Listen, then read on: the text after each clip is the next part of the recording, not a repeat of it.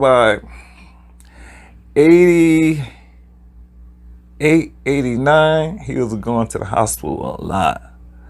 And as you guys all know, he died in 92. He died in his sleep, in his bed, in his apartment, laying next to his wife. So if you're going to go out, that's how I want to go out. But he did. And you know what was great, what was interesting, was that she loved him. Helen said they went to bed as normal. You know, she said Tony got in the bed, lay down next to her. She kissed him goodnight. They went to sleep. And she woke up the next morning and she noticed Tony didn't move or anything. He was kind of stiff. So she reached over to shake him, Tony, all right?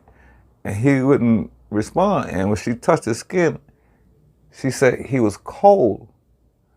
And she knew right then he had passed. So he passed in his sleep. I want to say, I knew he was in some pain at times. And if you got to go to pass in your sleep, that's how I want to go, pass in my sleep. So she said, when she realized that he was gone, she called the hospital and they send over the people. Then she started calling us, and a few of us came over. I came over. Ricky lived with them. That was her son, so he was already there. So he was there, and I came over to the house. When I got there, they were rolling Tony out in the bag, and on the stretcher. They was rolling him out. They take him to the morgue, and yeah, that was. But I knew it was coming. I'm telling you, I knew it was coming because his health, I say from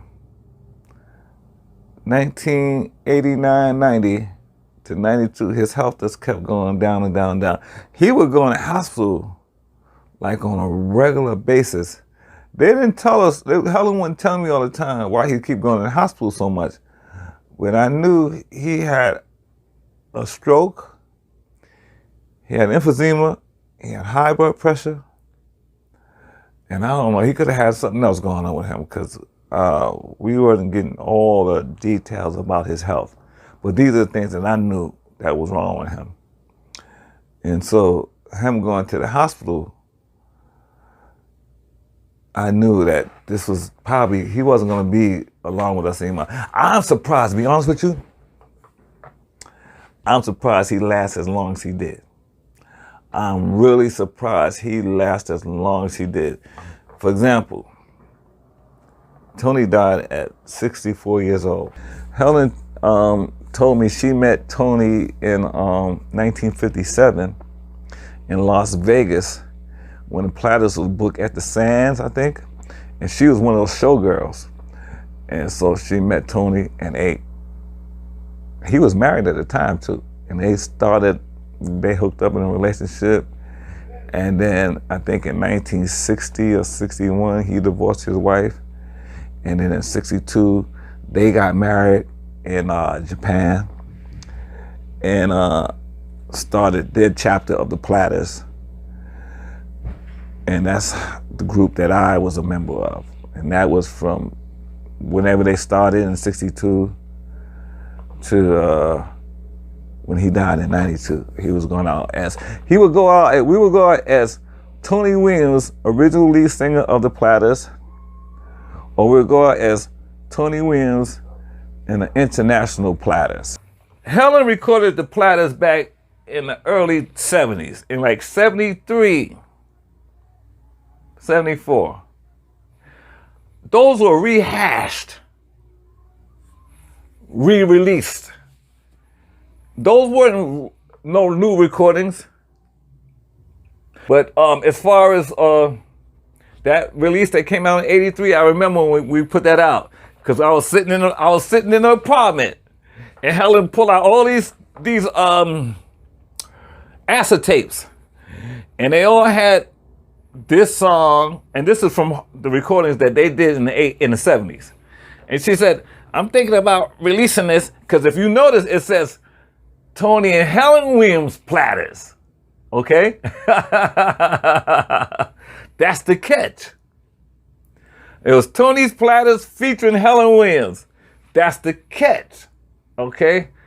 That means that was Helen's project, and she was capitalizing off of Tony's name. I'm gonna tell you, I can't begrudge the woman. She hired me. She saw the potential in having this young kid come into the group and bring some energy. Because if you notice the guy in the '70s, his name was Ricky Black, that was singing in my place on the video that you have, Matt, with that '70s group. Look at his energy, and then look at my energy, and tell me which one that looks better with Tony, his or mine. And that'll answer it right there. And so she saw that.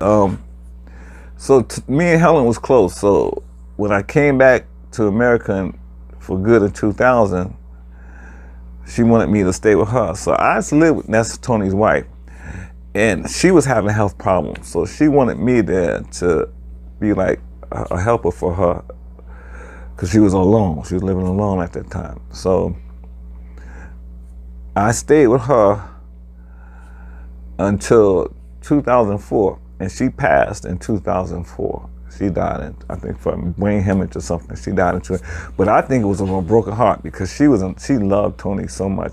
And I think after Tony died, she tried to continue with the group, but because she didn't have Tony, they didn't want to book her, because the only reason they was booking us was because it was Tony.